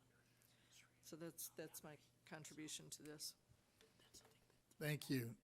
So, well noted, and I'll sit with my vice chair, and we'll hopefully be able to address this at our next meeting, probably through the governance. It makes probably the most sense, unless my executive director thinks there's other vehicles. Let me consult with Mr. Nalja. I think as far as the two members agreeing to bring something forward might require amendment to your governance policy. That's what I'm thinking. Yeah. That's but what as I'm thinking. far Let's, as having- we'll bring it back and see if there's a consensus. Yeah. And Yeah. just to remind the board members, currently your process is that agenda items go to the chairman. Then it's shared with the executive director, who chairs it with me. And then if for some reason the chairman declines a board member requested item, then any board member can bring that up toward the end of the agenda as an administrative matter. Even though it's not agendized, they can just say, I'd like to see on the next agenda X. I proposed it to the chairman, but it was declined. And then you could have a dialogue about that. That is appropriate, as long as you don't discuss the substance of what is in that, even though it's not agendized. So that is your kind of fallback process that you already have. That being said, Executive Director Stowers is absolutely correct. You could make whatever changes to your governance policy you want. And I'm reminded by my staff that the illegality standard that I'm exercising is not my creation. That was actually something the board members put in the governance policy. So that is your policy I am acting forward on. So. Thank you. Vice Chair Lieber, I think has a question. Well, if I might, over the time between now and the next meeting, if we could speak about kind of how we clarify that process that currently exists. Sure. So that Okay. items are submitted to our chair. If they're declined, then they would go through that process that already exists. And I think if we make good use of that a bit more, and that would be the best thing. Absolutely. We with- will with schedule your some time with you to go over it. And Yeah, with your permission, the executive director and I can work with your office and kind of come up with something that you or we would be comfortable proposing to the board at the next meeting. Okay, thank you. Our Deputy Controller, I think, wanted to weigh in. Yes, thank you, Chairman. I want to thank the spirited discussion today on this item. Number one, I believe that as leaders of the state, we have accountability to the public to hear them, to see them, to help them and solve some of the most pressing issues that are facing California today, whether it be the housing crisis, the homelessness crisis, which is linked to the housing crisis, the wildfires that are plaguing this state with wildfire season starting, charring homes. So, and then just my second point would be in regards to the items that have been brought up so far this past year. I believe they've all been so helpful and informative and just kind of gaining knowledge. And I applaud the chairman and his office for making it so informative for myself included. I just have one question in regards to the governance policy. Do we do a annual or biannual review of that policy? It's open. I mean, we did at the very beginning because we were all new, but since then, it's pretty much open to Actually, whenever excuse we me, want to sir. agendize it. It is Correct? whenever you want to agendize it, but Right. you, in your, in your policy, you guys did ask for it to be reviewed every year. It's Like I just- said, in November or It's December. It's usually at the end of the year, yeah. End of the year. towards the end of the Okay. year. Okay, got it. And Got it. with the idea. But there's nothing set in stone. I mean, Yes, you know. nothing set in stone. It's a living document, and I think actually I know we did it in December. We did, because there was and some confusion there on was the some election. Confusion, and then Yeah. we actually, being me, wanted to do Yes. it in January, because I knew that was having a new member coming on Exactly. board. So it's, and even you're kind of new. Yeah, thank So thank you.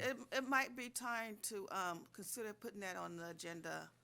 I don't know if it's July or August is the best time. We'll have to check We with could Ms. look Taylor and see in and see terms of what. management, yeah. Yeah, that calendar is getting pretty full, but let's work on it. Yeah, I would really appreciate that. I think having a biannual review of the governance policy, we're halfway through the year, believe it or not, and even if it's on the agenda in a quick discussion or just a check off, I think it would be helpful just for us to continuously improving all the process and procedures of the board. So I'm all for that. Thank you. Yeah, Well and noted. just as a reminder to the board, I believe the reason the board originally selected November, December timeframe was they just wanted to make sure any changes to the governor's policy went into effect with a new chairman or a new vice chairman, as the case may be. So, yeah. Member Schaefer, go ahead. Yes, I'm, this entire board of the 4 elected officials we have here come with decades of experience in prior governments. Ms. Lieber and Mr. Gaines have both been in the state legislature for years and served with honor and respect. The chair and I have been leaders of major city governments, and we learn of rules and ideas and ways they do business that we can bring to this board, and I think that's a great thing. I want you to know that we do cut off free speech because we have a 3-minute limit sometimes. So we know we got 6 people want to speak in a deal, you each can have 3 minutes or 5 minutes. I mean, if an evangelist comes in and wants to spend an hour lecturing to us why we are sinning with what we're talking about, we can reduce that to 5 minutes. I mean, that's the chair has that prerogative, and all he needs is the support of the majority of his board, which it would be a given. I want you to know that all the growling that I'm doing today was not as to our whole agenda, our whole life. I'm limited down to the board member requested items. So I think the board member requested items, we could possibly say the public, you're going to have to stand down for a minute. This is something that just we guys and gals are going to talk about.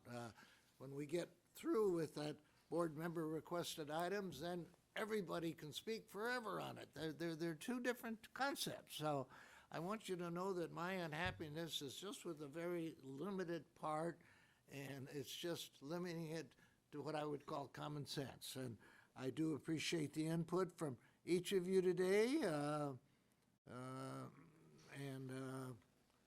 I do know we have some history in having some limitation on what we receive from the public, but I agree, as Senator Gaines does, that our mission is to be transparent and let everybody have their say, but we also have to do it in common sense.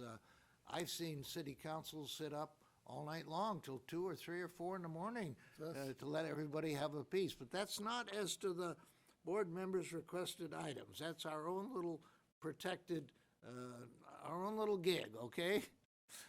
Thank you. Thank you. Thank you, Member Schaefer.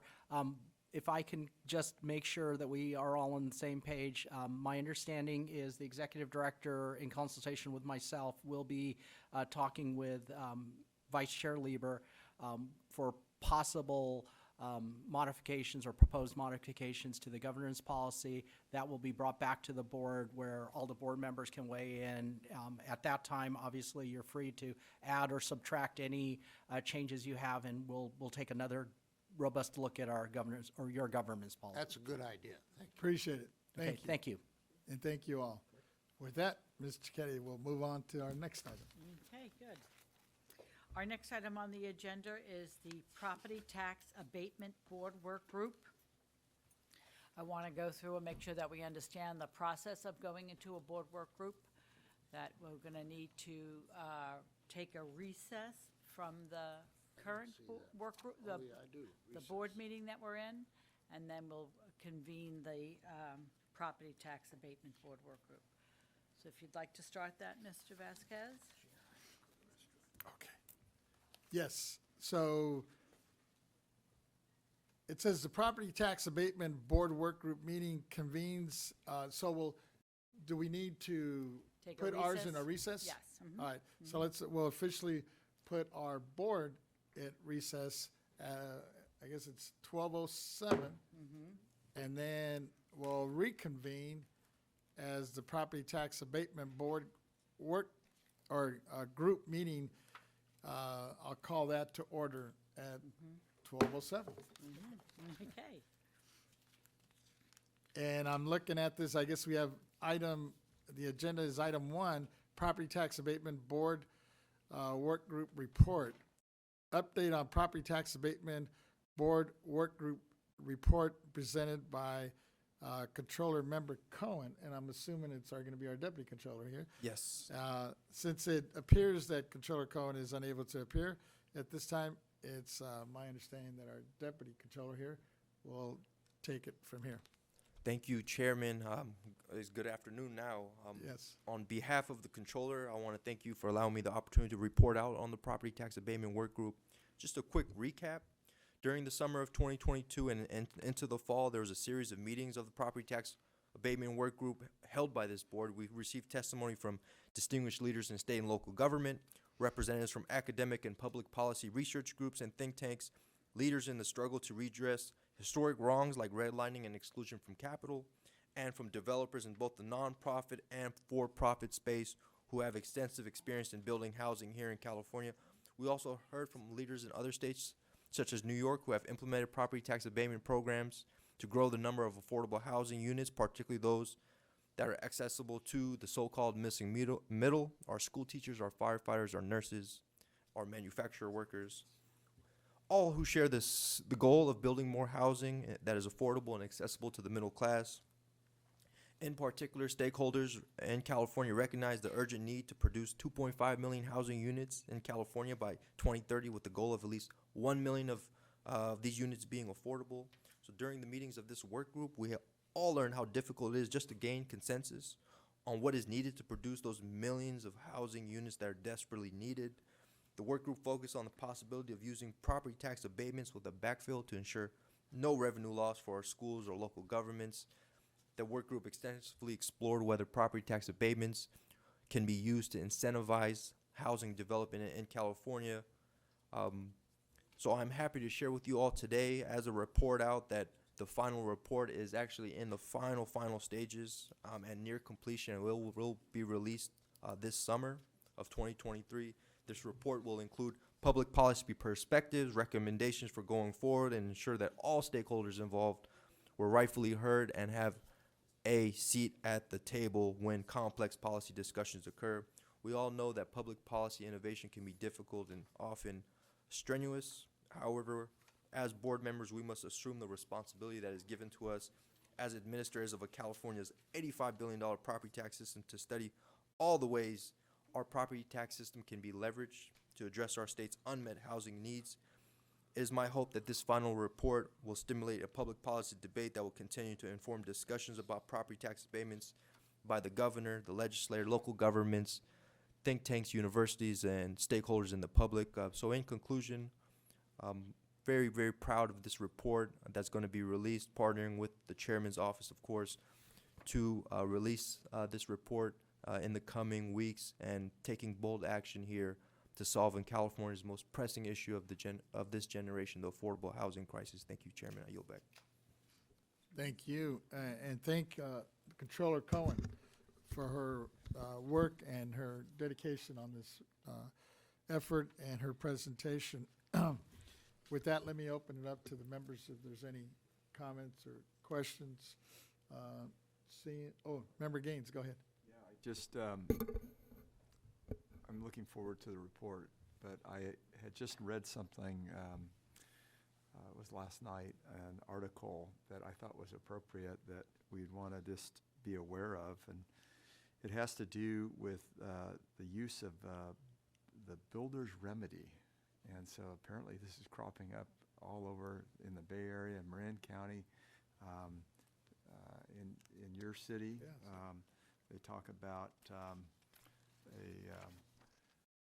particular project here in Santa Monica, and what it is that apparently they call it the nuclear option, but it gives the ability for a developer to ask for like a supersized project that really may not fit in a community, be like a large multi-storied condo complex or apartment complex that might be 10 or 12 stories in height. And I think what it does, it's supposed to do apparently, is to kind of force the issue before a city council or even a board of supervisors perhaps.